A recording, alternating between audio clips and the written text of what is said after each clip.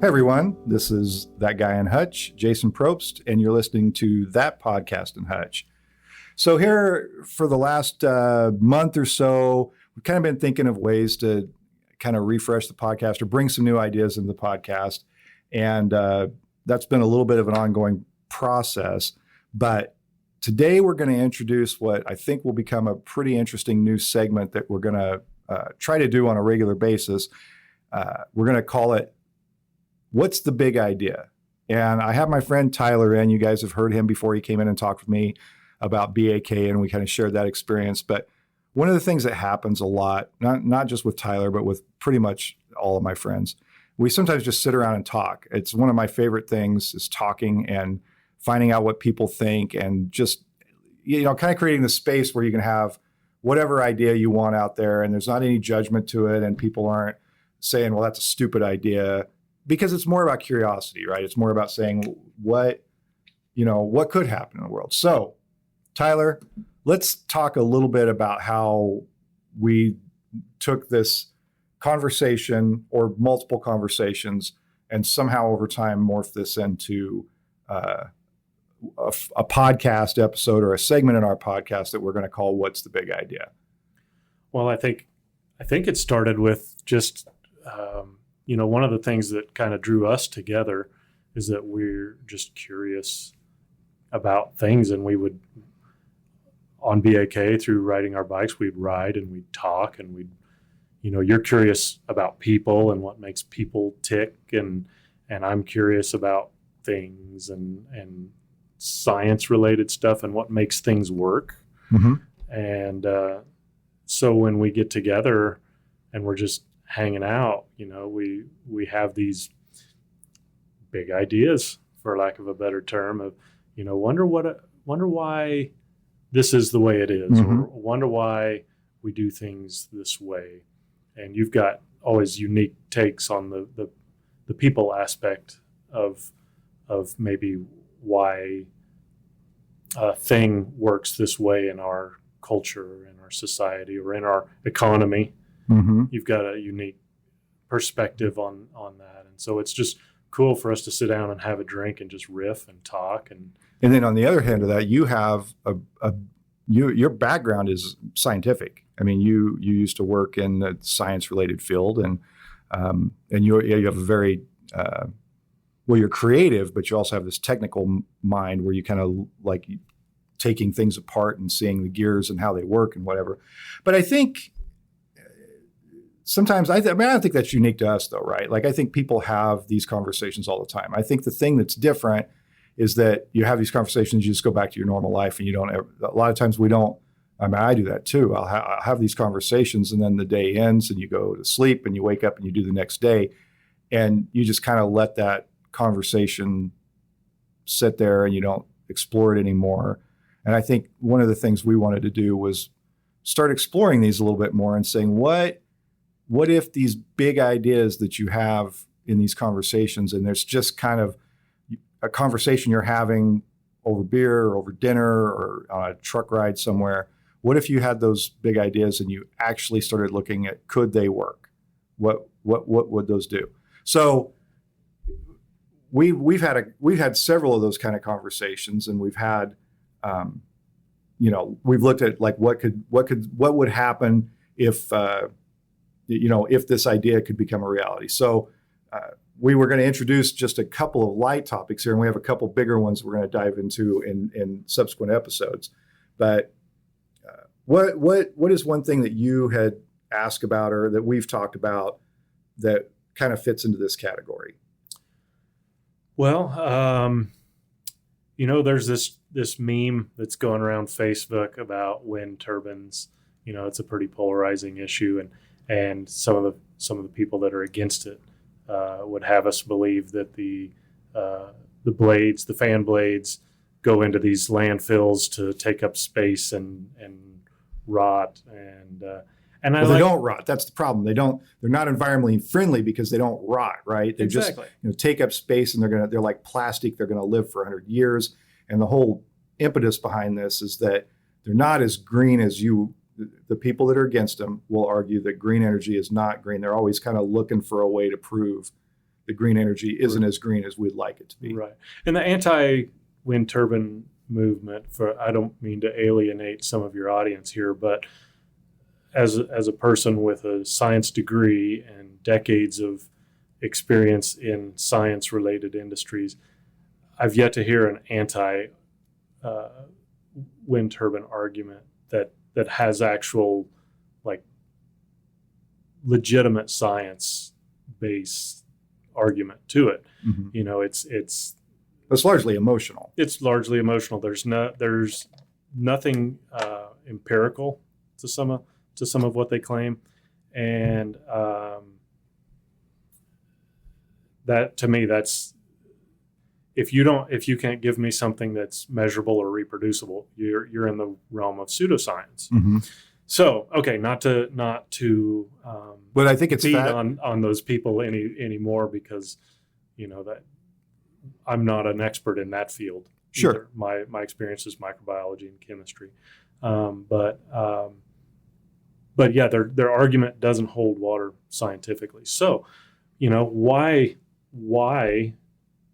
do we believe, or why is this meme going around Facebook that these wind turbine blades just go and take up space and never rot, and it's bad for the environment, blah, blah, blah. Mm-hmm. Why did that start, and is it real? Mm-hmm. And so you don't know, and I don't know, but somebody does. So, what I wouldn't give to bend the ear of an R&D person for one of the wind turbine companies to talk about what actually happens when they decommission a wind turbine. Exactly. Right? And what are they made of? I would understand them to be some kind of fiberglass stretched over some kind of a light metal framework. Or wood. Possibly, wood. I visited a wind farm recently, and it's balsa wood. Interesting. Inside the framing is a balsa wood. Not all of them, but Mm-hmm. I was at a wind farm, and they had a piece of balsa wood in there showing that's what is underneath the kind of the interior structure of the blade. Wow. That's and that's biodegradable. Biodegradable and reusable. Mm-hmm. And so, if that's the case, we are halfway there to understanding what these can be repurposed as. Do they have to take up space? First off, is that silly little meme based at all in reality? Is that really what happens? So these guys can tell us, because I imagine that an engineer for one of these companies, not only do they go in depth into the design and then manufacture of these blades, but surely they have to know something about the end of life decommissioning of these things and what really happens. And so could a municipality say, take for example Hutchinson, we've got some good minds here. We know what goes into these blades. We know what we could use them for. So, hey, all of you wind farms across the country, as you decommission your blades, we want them. Mm-hmm. And on the surface, that looks like, oh, God, now we're just going to have a big graveyard of turbine blades. But does it have to be that? If you know what you're going to do with them, you've got a use for them long term.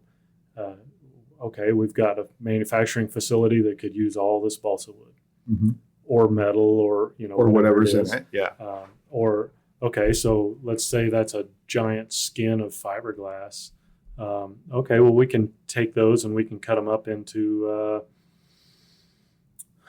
or reshape them somehow into roofing tiles. That fiberglass roofing tile isn't probably an industry standard anywhere, but man, if you had an endless supply of them coming in, and now all of a sudden we don't have a problem with what to do with these turbine blades, and we have repurposed them for something. Yeah, even thinking about that, I was thinking you could build something like dog houses or chicken coops, or maybe not something that's residential necessarily, but probably if the structure is good enough or whatever, you could probably. The idea is, does it have to necessarily be this thing that's in this meme? Exactly. And it makes me actually, I was thinking as you're talking about that, you could almost reimagine this whole episode around unpacking a meme. That'd actually be kind of fun, right? just saying, take a meme, every meme that you see, and if there's one that particularly seems like, could you unpack that and say, what's the origin of that meme? What's the reality of that meme? That may be another segment that we have to do. That would be fun. I think it'd be hilarious. Maybe we'll work that in somehow, because I really like that idea. Because there's so much to that. You see these memes and they get passed around, and nobody even pays them much attention. They just see it, and it'll say some ridiculous fact. It'll say some fact, and then few people actually go and investigate or wonder, is that right or is that wrong, or what is the basis of that, or who's that coming from, or who put this together, or why. Mm-hmm. They just put it out there, and then it becomes a thing, and then eventually it becomes a somewhat truth, because so many people have recognized it and acknowledged it, shared it, whatever. Yep. Well, they recognize it as valid, but they don't recognize that it isn't sound. And I think the average meme believer doesn't understand the difference between a valid argument and a sound argument. Mm-hmm. And a valid meme or a valid argument would be one where the conclusion logically follows from the assertion. Mm-hmm. So the conclusion is that these go into this landfill and take up this space. The conclusion being from the assertion that we don't know what to do with these things. They have a one-purpose life, and they go. A sound argument would be where the conclusion logically follows from the assertion, and the assertions are true. Yeah. So we don't necessarily know that these assertions are true. Yeah. So can we deconstruct that and find out, well, okay, this makes sense on the surface, but does it have stable legs to stand on? Yeah. Because, I mean, the reality is that, like you said, these things are either made usually out of fiberglass or I don't know. I mean, I just don't know. But I know that the one I visited, it's balsa wood on the inside. I can't remember what was on the outside. But it is a hard material. And it's reasonable to think someday these wind turbines are going to be out of their usable life. I think that's actually a relatively new argument too. I don't think 10 years ago we weren't talking about what happens when a wind turbine is beyond its usable life. Right. I think that's something that's just come up in the last couple of years. But it is true that everything has a life cycle, and there's going to come a point where the wind turbine is going to exceed its useful life, and something is going to happen. The question is what? And we don't know that. But there's this idea that there's these huge graveyards of wind turbine blades. Mm-hmm. And for all I know, that might be true. I don't know. But does it have to be? Exactly. And could someone, some great mind in Hutchinson or Central Kansas, take this idea and say, you know what? Let's look into that and come up with a solution. And maybe you could monetize it. But the point of our conversations is that we have these ideas, and then we're not going to do anything with it. Yeah. I've got other things to do. I'm not going to go out and chase down what to do with how to repurpose a turbine blade. Don't have the time, but somebody might. Somebody might. As you were talking about how, and I think this is a good point, when you say just because we think something happens doesn't mean that it has to happen. I remember as a kid, there was a whole conversation about burning tires. Do you remember this? Oh, yes. Mm-hmm. So there was this whole thing about, what do we do with tires? They're so bad for the environment. We they tend to put them in the tires dead, put it in a burn pile somewhere, and it's toxic, and it's, terrible for humans, and it's terrible for the environment. Well, then we really found ways to, and one way we did that is that we're grinding up tires and using them for playgrounds, right? Exactly. And so now you got this kind of like softer material, preferable to wood chips, which is what we've also used, right, under playgrounds. But we've found, that's one of the things, and I think that one of the things that's motivated us on this is like, what is right now doesn't have to always be, right? I mean, with creativity and understanding and an approach to problem solving that says, I'd like to solve this problem. The things that you think have to happen don't necessarily have to happen. And there's a lot of examples of that, right? I mean, we have over human history adapted, made changes to the way we handle things, and then found solutions to problems. So we don't necessarily have to just put these wind turbines into a giant wind turbine graveyard, and we don't even know if that's what happens. But if that is what happens, why are we limited to that? Mm-hmm. Why can't we imagine that there'd be a different use for them? Yep. So instead of seeing this information that may or may not be true and getting really mad about it and sharing it and, just living in this anger with this situation, well, why don't we, one, find out if we're actually mad about the right thing, and two, fix our situation. Yeah. If that's the situation, and we can be mad about it. Well, I would rather remove the irritant from my life. Yeah, exactly. And if it's a social issue or an environmental issue, someone could potentially, if a lot of the resistance comes from, well, it's not economically feasible, but if someone could find a way to make money with this stuff, and it doesn't have to be that I use this scrap to make junk art and I sell it on Etsy or something like that. It could be an actual industry that comes from it. I don't know. Well, you and I aren't going to do it, but somebody will hear it.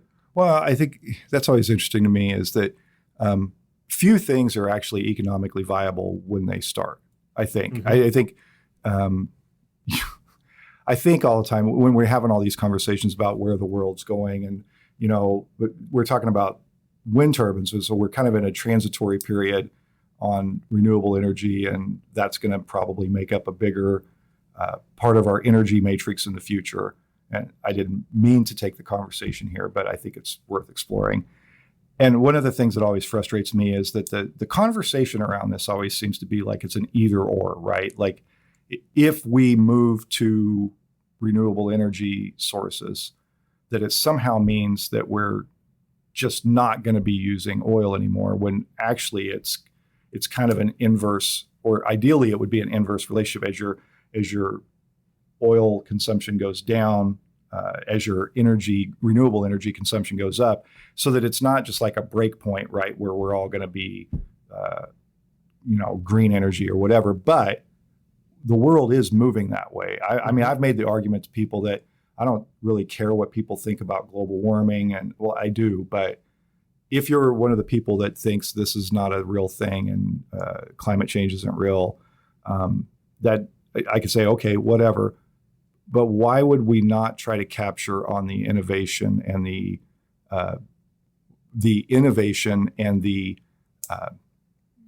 manufacturing that's happening? I mean, other countries are doing this and they're building the technology, and I don't want to be in a position where we're importing all of the next generation energy sources because we were too resistant to change. Mm-hmm. And so now we don't have the capacity to produce these things ourselves. I would rather that we could produce those domestically. And I don't understand why, from like an economic point of view, we wouldn't accept that. Even if like environmentally you don't care, surely we can get behind the economics of it and say this, if this is where the world is going, we should be the producer of this. On the wind turbine thing, what are so you talked about, you had mentioned something earlier about kind of like a salvage yard, right? Like, would there be like, maybe there's wind turbines out there and they've put them out there and you could come, custom order a big chunk of fiberglass for whatever you're trying to do, right? It may be something as simple as that. It may be like a junkyard. For example, I had to go to LKQ in Wichita and get a headlight for my son's car. Mm-hmm. So I go in and I say, I need a passenger side headlight for an 07 Sebring, and then I'm walking around and I find it and I pull it off the car and boom, I'm gone. That's right? A little bit of a lost art, isn't it? Oh. I used to do that for my old cars when I started, because you couldn't afford new stuff. So you'd go to the salvage yard and ask the guy if you've got this, and they had everything. Yeah. And with computers now, the gal working the desk asked what kind of car I was looking for, and she gave me every car that had a headlight that would work, mm-hmm. and all the locations, just in a matter of seconds. which we didn't have when we were kids. Oh no, you had to scout around Yeah. until you found the car that would work, and you had to know these are pre-internet days, so you had to get a Chilton book. Yep, Chilton's manual, Yep. or what was the other one?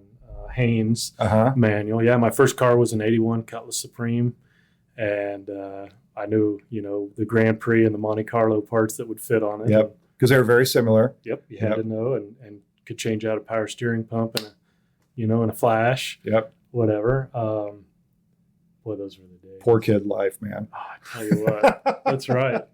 Boy, every mile out of that car. But yeah, so you have parts that we don't know what to do with, and so they go into for lack of a better term, graveyard, salvage yard, whatever you want to call it, and say I'm looking for a roof for a 8x10 shed in my backyard, and so I can go and cut off an 8x10 bit of fiberglass. It's rigid and relatively flat. Throw it on the.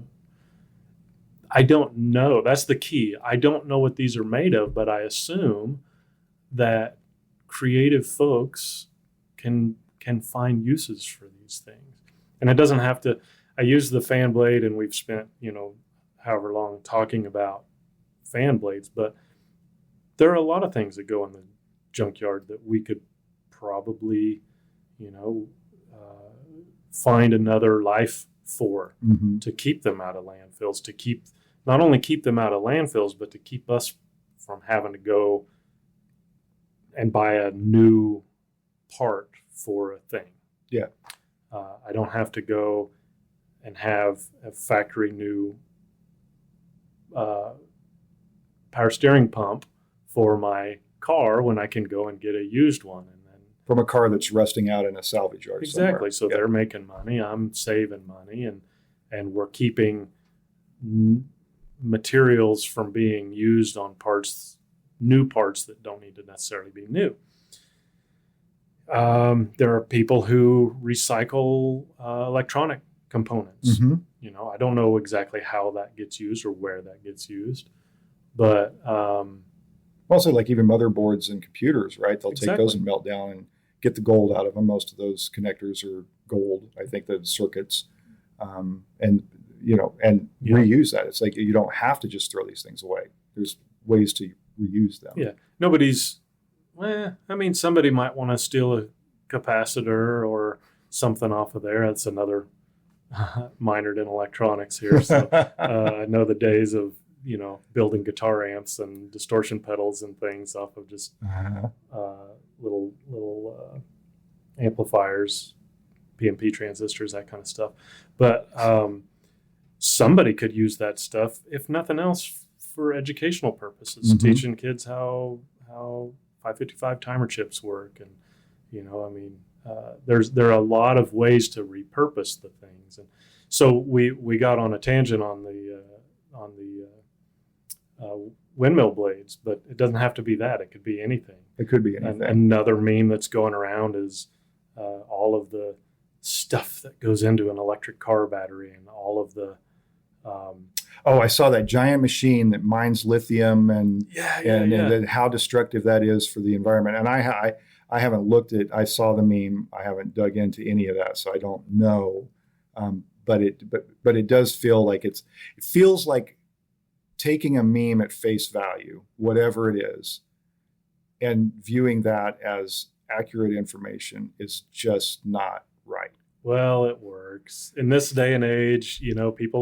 People want to be given a bad guy. They want to be given the boogeyman, and fear is a pretty good motivator. So they see these things and it makes them feel queasy, and oh my God, the world's coming to an end because these green cars are really actually, boy, when you dig in, they're really bad. Well, is that true? And what does happen to a Tesla battery when the car is totaled or taken off the market? We don't know. Well, and the thing is, they're good questions, right? Absolutely. I mean, it's like the old saying that when you invented the ship, you created the shipwreck. I mean, every innovation creates the next problem. So there is never a silver bullet. There's never any solution to a problem that is trouble-free. Mm-hmm. I always think, well, this is where I was going earlier, and I kind of lost track of myself, but I always, when we talk about these changes and these movements in big ways in society, I think back about what the world must have been like at the invention of the automobile, right? Here you got horses are your primary mode of transportation, pulling a wagon of some kind. This is the way everyone got around. Every town the size of Hutch had hitching posts in front of all the stores, because that was the equivalent of parking your car before parking your car was a thing. Mm-hmm. And I think, first off, the buggy industry must have just thrown a fit and done everything they could to keep the cars from becoming a reality, because the recognition that it was going to kill the horse and buggy industry. And sure enough, I mean, you just don't see a lot of horse and buggies anymore, so it did. But the other thing is, like, just think about explaining this to someone. I mean, try to sell the automobile to somebody in the late 1800s. We're going to create an explosion in a metal box, and it's going to be about a foot in front of where you're sitting. And don't worry, we're going to put fuel in there. We're going to ignite it. It's going to move some pistons around, and you're going to have way more power than you have with a horse, and it's going to be great. And you're going to sit on top of it. And you're going to travel faster than any human being's ever traveled. Yes. There was a belief when trains first became popular that you couldn't ride on a train faster than like 20 miles an hour, because a human can't breathe if you're traveling that fast. They believed that it affected the air in your lungs, like you couldn't. Like that was a belief. 20 miles an hour. 20 miles an hour. I go faster than that on my bike. Yeah. I mean, that's nothing but when that's a new technology, it seems terrifying. And give them a boogeyman, because we want them to, the car is going to kill my horse and buggy industry. Got to give them something to be afraid of. Yeah. So, boy, that's too fast.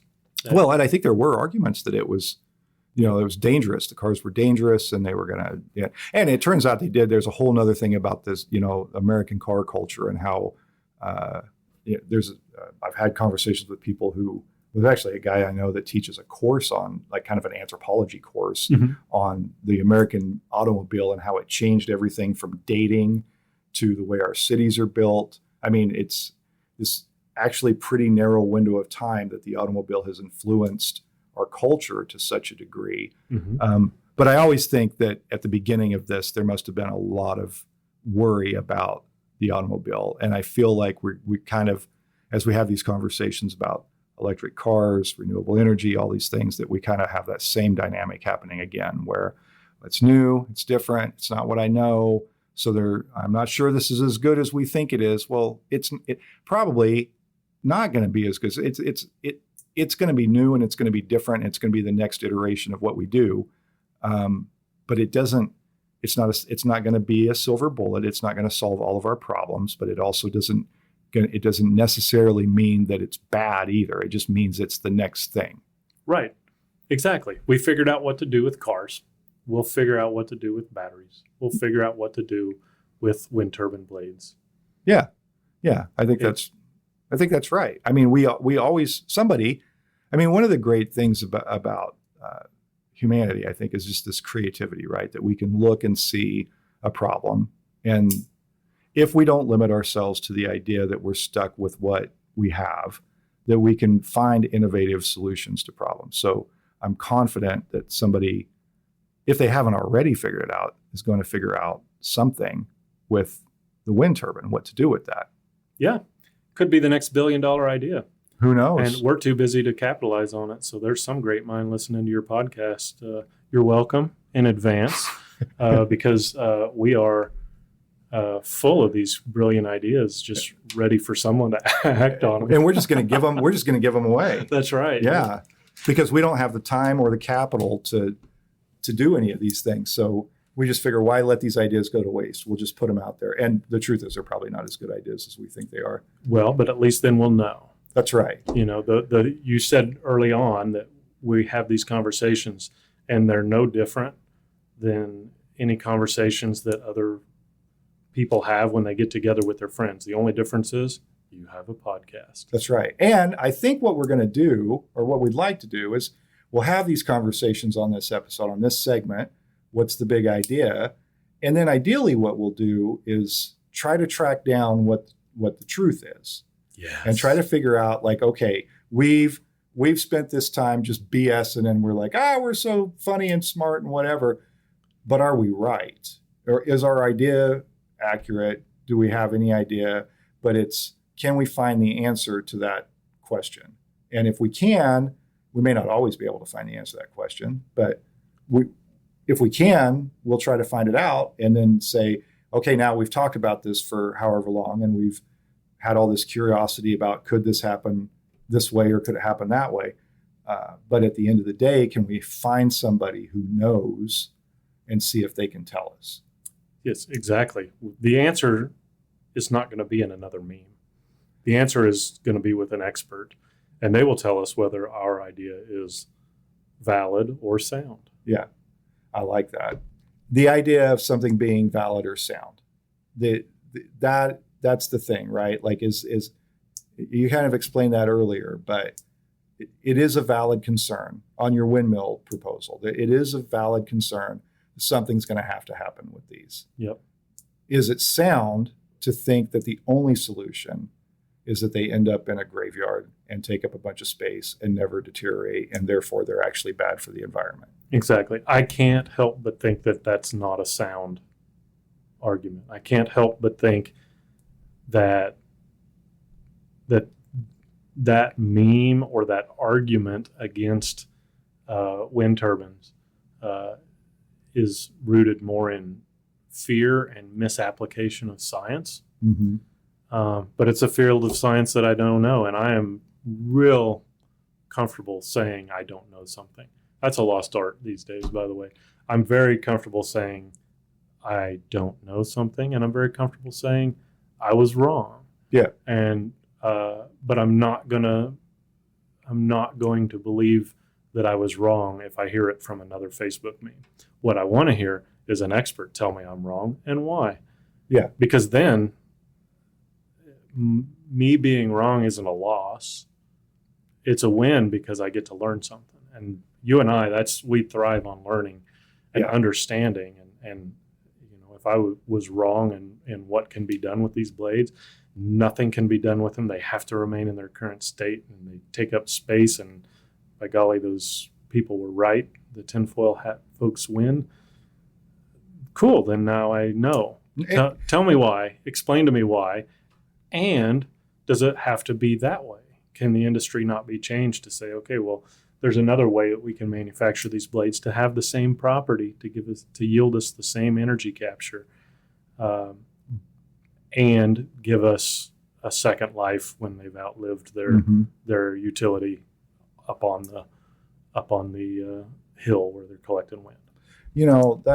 That idea of being wrong and being okay with being wrong, because at least you know the facts, you know the truth of something. But I like that. That really is the start of finding the solution, Mm-hmm. right? I mean, once you say, I thought this was right, it turns out it's not right. Now I have this new information. I have a new understanding.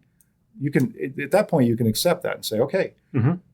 But that is the space where a different solution or a different approach begins, where you can start to say, well, I don't like that. I know that I was wrong. I know my premise was wrong.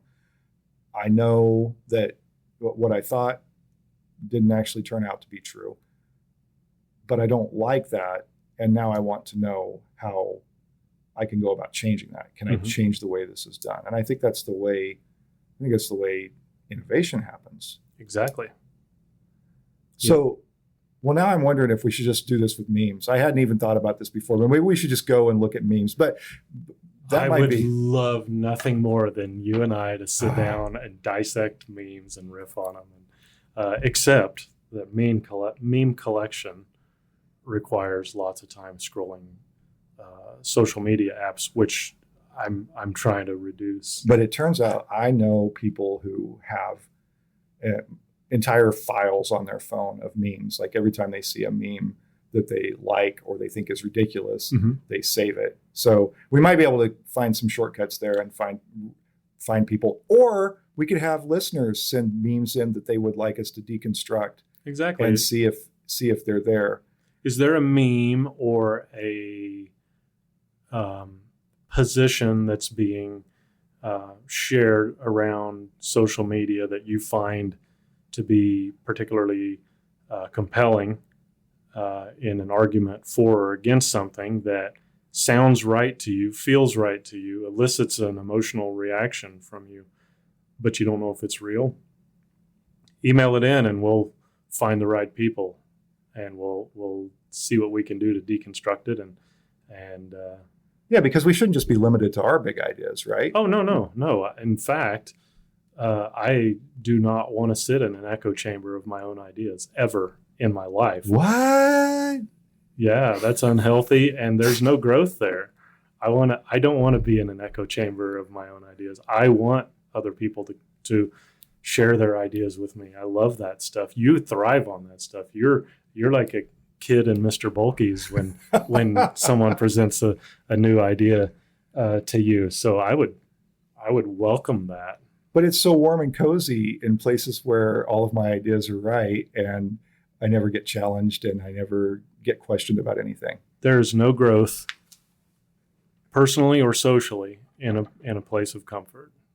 That's true. And you and I are both fans of Malcolm Gladwell. Oh my God, his new season is blowing my mind. Yeah. And there was, I can't remember if it was this season or if it was a previous one, but he had a whole conversation about diversity and cultures. And more diverse cultures have a little more stress in them, but they're more innovative and adaptive. Mm-hmm. But your kind of homogenous societies where you have less diversity, they have a lot more order, and it's a lot more comfortable because everybody thinks pretty much the same way, but they over time tend to lag behind because they don't have the diversity of thought to create. So the idea of having a lot of different thoughts overall is very healthy for a society, even though it might be a little more uncomfortable to navigate some of the differences. Yep. Order is great if you are normal, if you think in a way that's accepted as normal, or you live in a way that's accepted as normal, or you look in a way that's accepted as normal. Order's perfect for those folks, but and the people who decide what normal is are the people who are in charge of setting the order. Exactly. And what we know is that normal isn't even real. Everybody is outside of normal in some part. So, well, also normal changes over time too. Absolutely. That's why I always tell people, if you think, take the day you were born and move it back 50 years and think about what take the day you were born and think about what the normal was for that time. Move it back 50 years and think about what normal was there, and then move it forward 50 years and think about what normal is or would be there. It's going to be, your normal is going to be quite a bit different on that relatively small timeline. Yep. Because of things like automobiles and air travel and train travel. We moved from thinking that your lungs would collapse at 20 miles an hour to flying in an airplane. At Mach 5 or however fast we go. Yeah. And sending a telescope a million miles away into space and capturing, incredible pictures of other galaxies and seeing that there's a lot more to the universe than we thought. Yep. And we just accept that as a possibility. And 200 years ago, you'd have been executed for even having the thought. Yeah.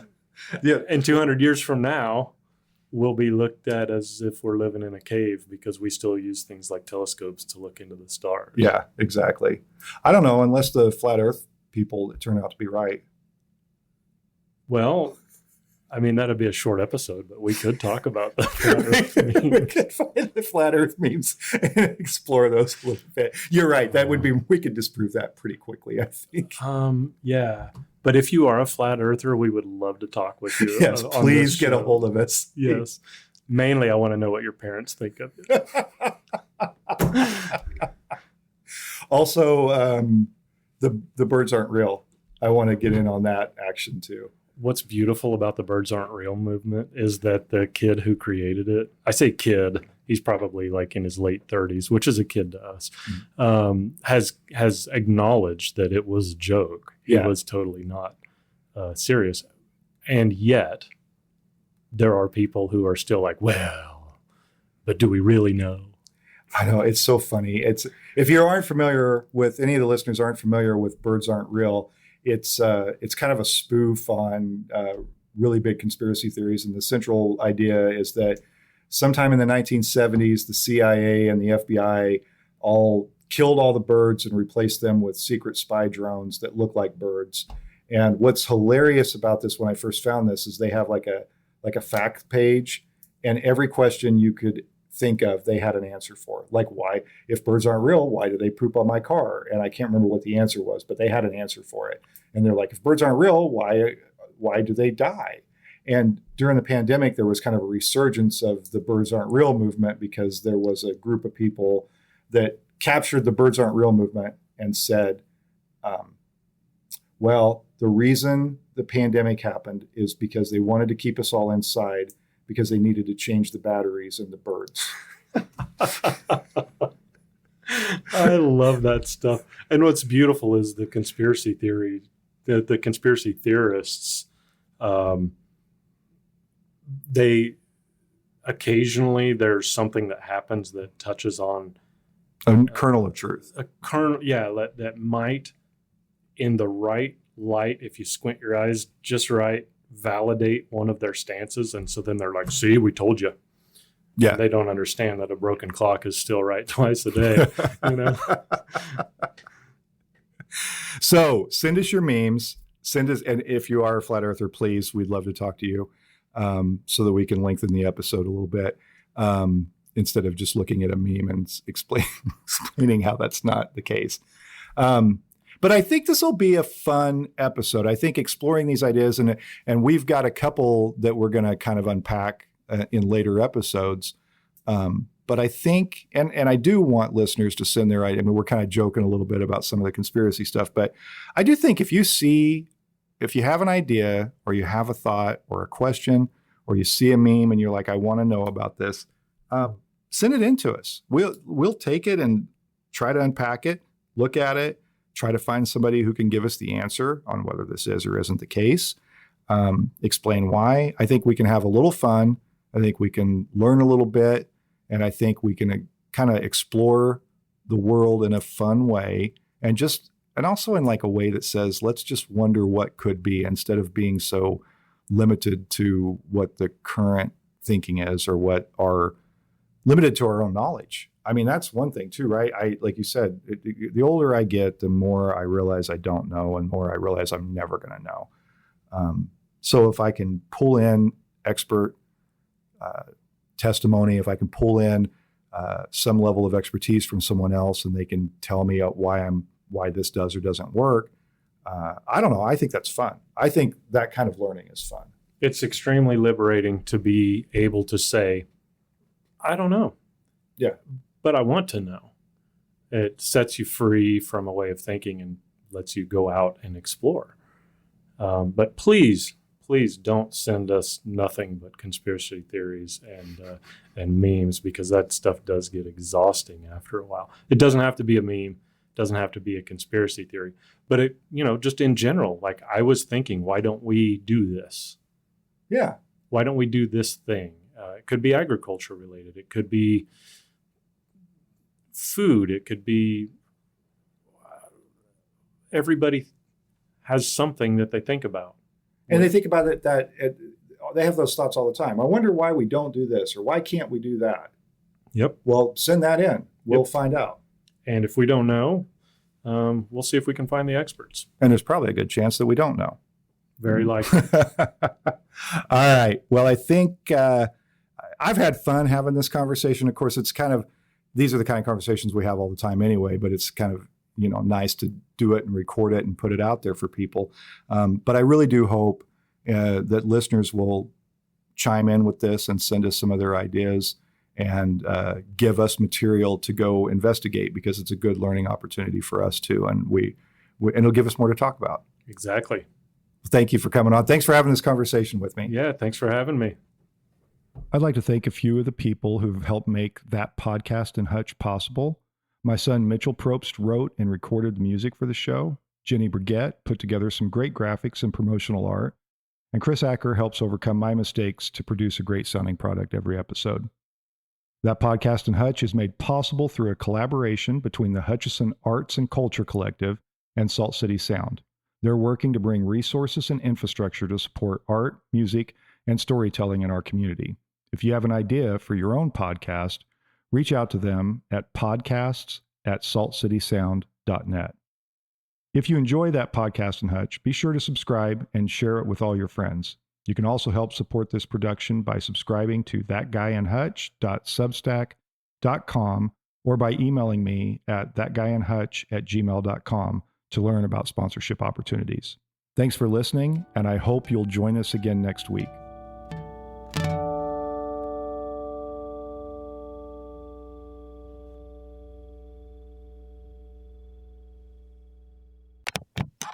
A Salt City Sound production.